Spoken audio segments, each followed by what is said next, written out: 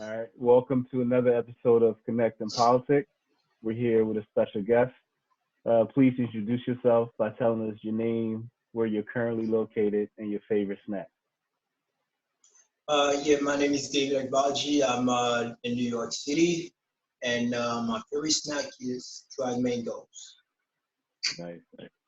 And what's your fondest memory from childhood? My fondest memory from childhood, actually, I need to come over better. My fondest memory from childhood was maybe I was 2 years old, and you know how your dad carry on your shoulder and whatnot. Hmm. Hmm. So at that point, I was so young, I guess. I really thought I could touch the sky. I really clearly remember, and it took me till maybe like up to like being seven or so to realize I couldn't touch the sky. Yeah, Like I that's was really crazy. like I literally felt like it was really like that's probably my first memory actually, not really my fondest maybe, Yeah, but no, it is one of my fondest. But it was literally like I felt like I could touch the sky. yeah. No, that's a Yeah, great yeah, memory. Um, yeah. how do you think your childhood helped groom you into the person you are today? Um, I mean, the way I grew up, being all over the place, I mostly grew up in Europe, but it was um like a big part of my childhood was in Russia, and at the time, there were like people around or whatever and all that stuff, especially at school at the private, where like at this private school that it was like mostly, yeah, there were, different minorities or whatever. But you definitely had a sense of you were different, Mm. and I don't think that necessarily as a negative way. For me, it was like give me a sense of self, and of individuality, if anything. And I'm very grateful for it. Like I felt like,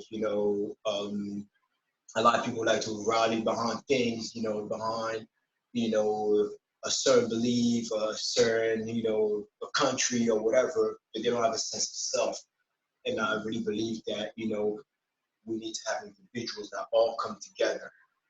It's not just, and strong individuals build a big, a strong, powerful group, Mm. Mm. not just running behind stuff that were there before you came along and never know who you are and what you're contributing to that group, you Mm. know. So for me, just childhood, just being like I had like a pretty early on, I had like a clear sense of individuality, Mm. because well, there was not that many people my skin color, for example. So well, I'm this being, there's that being, it doesn't mean that we don't get along or anything. It doesn't mean that we're the same people, but there's still individuality. I think that's very Yeah. What would you say are some of the most important lessons you've learned from your parents? From my parents, definitely I learned uh, not to, to be selfless. I feel like, my parents are pretty much like to clearly, I have no doubt will lay down their life for me, so it's not, it's not even a question in my head, Yeah. so for me, it's like that's the standard that I have to live up to. It's not like, funny thing, for example, when I was a teenager, like, stuff going around and all that stuff, whatever. And I was so scared, like, to get somebody pregnant, like, true story. I was not, I was so strict with condoms and everything, not even because I was so scared of STDs or whatever, but I Because was your so parents. scared to like get somebody pregnant because for me, my standard, if I was a parent, for me, was like from Mm. what I had. Yeah. I have no, some people come from like, somebody come from a broken home, and that's just, it's like at the end of the day, that's the model that you had. So I Mm. feel like you had more of an excuse than I did. You know what Mm. I mean? I felt like I had no excuse to like, be, less than a superhero to my kids. So, I was very scared of that responsibility at that age. So, Nice, nice. No, that's a good one. Um, what's something in life that you're not willing to live without? something like that I'm not wanting to do without. Um, I mean, I can't really think of anything material, even though, well, it would be like a big adjustment to live without my phone, for example. But uh, lately, especially during this quarantine, one of the things that I've been doing a lot is literally practicing on anything, like, take cold showers or whatever. Go back to, you know, Adam, like in my head, I literally like trying that not to need anything. So that's for the material part. Um, but besides that, obviously, I cannot live without my uh, family, loved ones, friends. But material, I hope there's nothing material that I need. I hope, and that's what I'm working toward anyways. Yeah, yeah, that's good. What's your maybe your top two favorite things to do for self care? Top two, well, number one would definitely be training, physical training, train the body, train the mind, I believe. Most training to be is mental. I mean, even if you're lifting weight, it's like, well, it hurts. When do I stop? Your mind deciding, and I am a firm believer of that. The way you do one piece, the way you do everything. If when you get tired, you stop, then that translates to everything else in life. For me, that's my belief. So train the mind, train the body. And as I'm training the body, I mean, for me personally, I do mostly martial arts or whatever. The same thing, you doing things, when you're training, you're not necessarily just doing the things that you want to do. That's the whole point of training. You gotta work on things, so the things that you need to work on the most, usually are the things that you're not, that you don't enjoy the most because, you probably don't enjoy them. That's why you're not that good at them. Yeah, So I had to push past that, etc. And that thing builds the mental as well. So to me, it's that cycle: train the mind. I mean, train the body, train the mind. The mind is strong to train the body, and that's it. yeah, And that nice. to me is self-care, for me, because that to me is also, it helps with your health. As you're training your body, you'll think, you pay more attention to your physiology, which helps you, with your breathing, etc., which helps you stay healthier because now you understand how to regulate your breathing and etc. So, Mm, nice. What motivates or excites you? motivates is definitely novelty.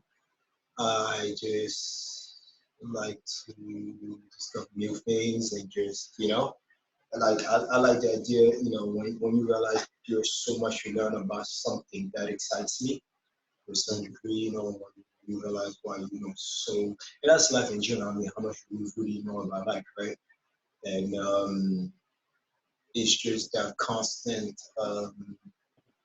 digging that kind of motivates me.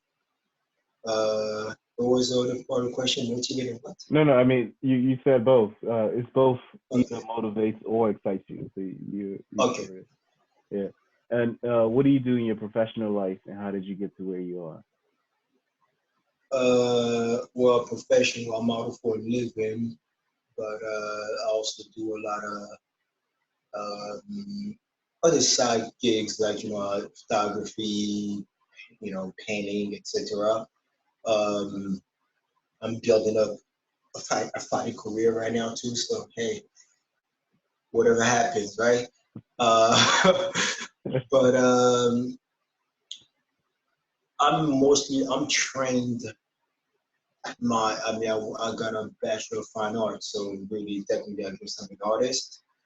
But to me, art is just creation. So whatever you put your mind to, whatever you imagine, how can you physically or whatever create that, So Yeah. that's my job, to try to create stuff. Nice, nice.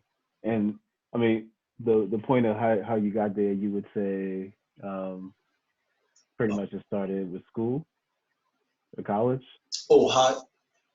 Yeah, well, Marley is kind of like a random. It's a long story that I'm not gonna bore you with, but it's like a bunch of random, a lot of randomness if you want, Mm. But actually, I was telling you this before. What happened is, everything come back full circle, obviously, right? So a lot of things that you do now, was already ingrained in you somehow, some way. For me, it's easy to think about the art because that was my whole life, kind of, with drawing, whatever, which my parents encouraged a lot, But even modeling, it took me a couple of years to remember. But when I was 7 years old, I actually wanted to be a model. And it was a random story that we used to get this catalog, called Trois Suisses, French catalog, right? So it's like super thick, old school. I don't know if they still do it. I mean, I've been living in New York, so I don't know. And it's like a French Macy's, but it was big. It was a huge catalog. And the catalog, they had all these kids models. They used to look like they were having fun, photo shoots. He's Yeah. jumping. He probably was crying the whole time, but for that single picture, he was smiling. Like life was, he was having the best time of his life, right? So I saw that when I was maybe like 7 years old. I'm like, oh, that looks cool. I want to do that. So, but that didn't happen. My mom was like, yeah, sure, okay, whatever. So I moved on. I forgot about that.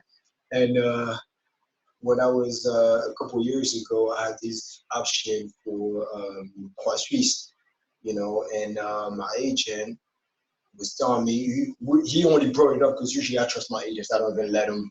I don't even discuss with them options, whatever. I trust, like they know they've been interested in my career. Whatever. They don't usually run it by me when there's a job that they think I should do. I just let them. Yeah. But this one was a conflict. There was a conflict with a new job. So he wanted me, talk about it. He's like, yeah, you don't have to for my streets, but there's a conflict, blah blah blah blah. What do you want to do? Do you want to fly out to France with Croix Suisse or this other thing? And I was like, what is Croix Suisse? He was like, David, oh, he's from France. He's like, David, Croix Suisse. And I was like, I have no clue what you're talking about. So anyways, that went on. We had this whole thing, like talk about it for that day. I forgot about it. Maybe a couple of days later, it just came back and said, oh my God, Quad Streets. And that's when I remembered that, oh crap, I was 7 years old, I actually wanted to be a model. I'm actually living my 7-year-old dream now. So that's funny. But the way it came about, it was pretty funny. So, because when I was in high school and all that stuff, we were trying to get me to be a model. That's what punks, So I was like, get out of here, So I was really not interested until with a bunch of people trying to get me on it. I was kind of half-assing it or whatever. And then I did a show for you and Figgins for being, and all the Yeah. girls were crap, girls like models, say no more, sign me up. And that's when I really started pushing it more seriously. No joke. So I already got into it just for girls, but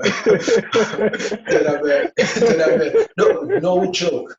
I didn't even think about money, career, whatever. It's like, I mean, again, I'm freshman or whatever in college. I'm not thinking about all that stuff. So that's really what it was. And luckily for me, that I met Monica right then, and that kind of made me focus on, Yeah. okay, let's try and make some money then. Yeah. Yeah. Since we Yeah. never did all the girls, let's make some money. So Yeah. and that's yeah. That's Nice. that's a really long story. I wish I'll make it a short story, but No, no, no, no. that's a really That's long. great. Yeah. Yeah. Have you learned anything recently that changed your perspective on a subject or a product or an idea? Um, yes. Um, One thing that I try to do every day pretty much is like just learn, hear, listen. We have so many different outlets now, different podcasts, different, whatever. So I can't I couldn't even name one thing to you right now, especially now that we've Mm, been in quarantine. I've been learning so much, like so many different perspectives, and it's mm-hmm, good also for me. What I like to also do is kind of get like different perspectives, not necessarily because what we tend to do is like, okay, like this, and I usually just build on that, mm-hmm, which we all do. But it's good also to try to look at somebody that pretty much argue against that belief. For example, if you're a vegan, also listen to somebody that's like, saying completely opposite, saying that being vegan is bad or whatever, and you just get all those different perspectives. But actually, okay, that's a good one. Be more plant-based. That's one of the things that I learned lately that, it's been great for me. So yeah, I'm mostly plant-based, which my family trying to get me to do for like years, and it just didn't happen. So I watched one documentary that goes like, "Oh yeah, most gladiators were vegans." I'm like, "Oh crap, shit, let's go." So it had to be oh related man, to fighting. It had to be yeah, related to fighting to drive me in. yeah, Yeah. no, that's good. Well, do you have any advice, or if you could, do you have any advice for your younger self? Definitely to stop overthinking things. I think I don't like to make mistakes. Everybody, I don't know. The funny thing about me that everybody always swear that I'm so random that I just jump into things head first or whatever. And I really think I'm really the opposite. It might look like that because my interest might be so random, like, okay, yeah, I'm doing modeling, but I'm fine as well. And you might look like, okay, that's dumb. But for me, I felt like I really prepare. So in the sake of that preparation, I end up overthinking sometimes, and I wish I didn't think that I would go back and tell myself, hey, it's gonna be okay, kid. Don't overthink it. It's gonna Yeah. be good. So, And in that same breath, what's the best advice you've received? um, one of the best ones for me definitely is, my dad told me once not to let the world. I mean, assuming that we are,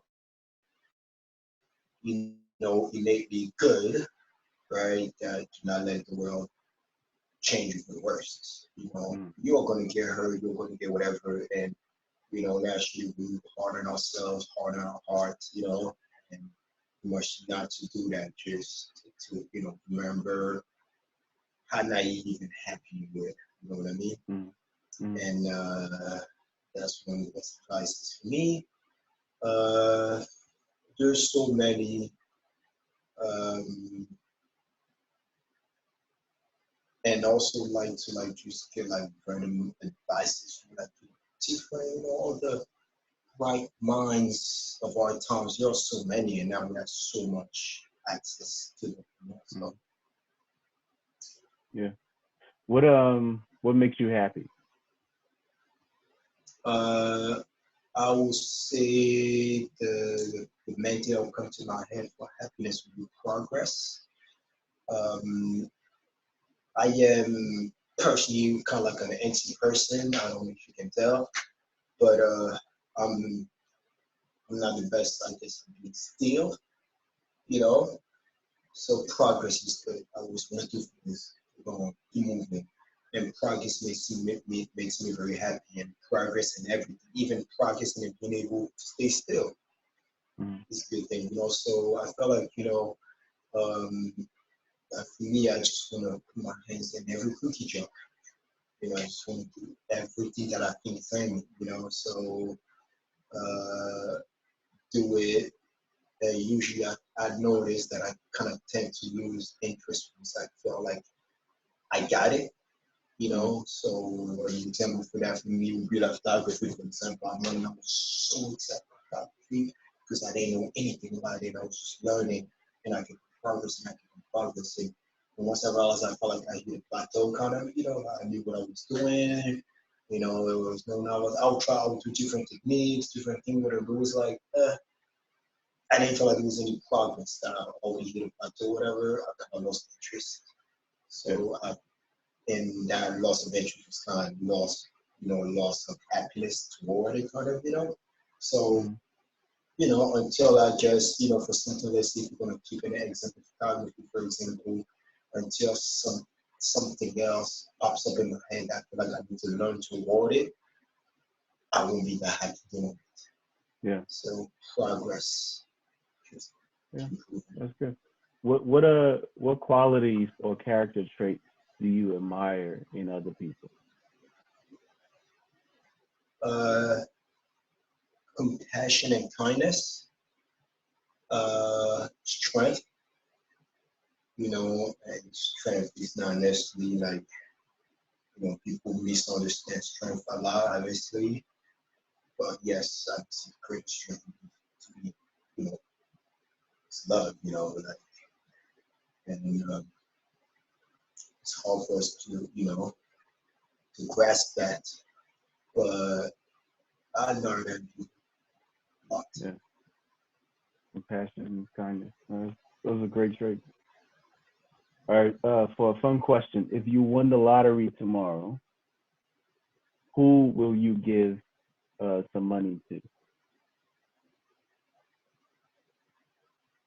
Uh, I would probably. Does it only have to be one person? No, no, no. It can be. You can do different people. You can do Oh, groups, okay, okay, okay. companies. Yeah. Okay. Definitely people that have those traits that I admire, like I said, passionate, Hmm. loving, and somebody that I felt like he's good at multiplying it. So, because to me, money is fuel. So, hey, fuel, you know. But also definitely try to find people that the ones that the invisibles, you know, and bless them. That'll be like that will make me very happy.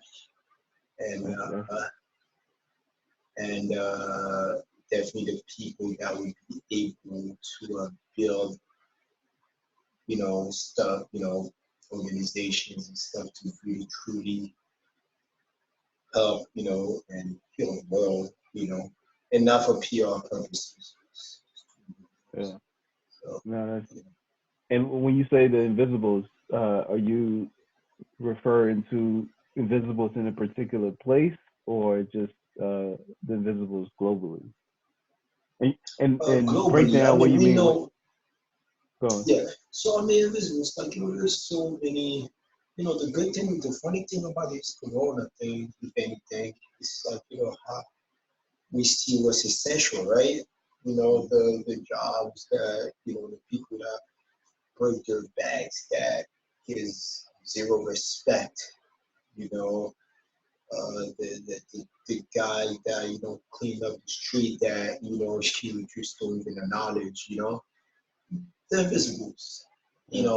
When we realize how essential their work is for society, to us, and for me, the invisible will be that, or be the people that were not blessed to have, loved ones, even right now, we were just talking about it on the day, let's say the elderly that have no family, anybody that's not pretty much on their own struggling, you know, Yeah. and we do not acknowledge because we're too busy with our own lives. So, I know, it's good. All right. For our final question, how do you define success? success. I think, well, I don't have a clear definition of success, but I feel like, one of my definitions of success would be the freedom and ability to do things on your own terms. So it's pretty much freedom. It's not the amount of money that you have, it's the freedom. It doesn't matter if you make $1 billion a year, but you have to be in the office, doing this and missing your kids' soccer game or whatever, that's success.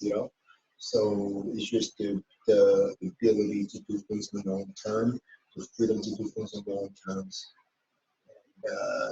yeah, that would be all. That's That's a great way to end. Well, we connected in politics, and we will definitely do this again in the near future. yes, sir. Yes, sir.